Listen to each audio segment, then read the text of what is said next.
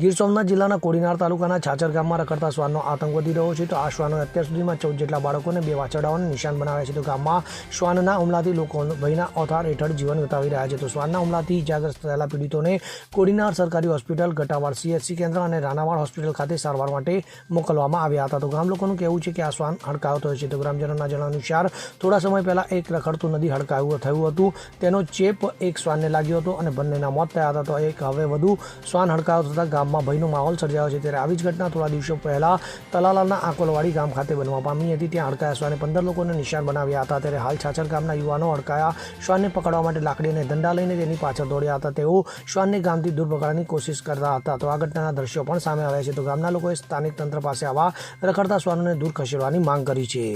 Bureau report CN24 news.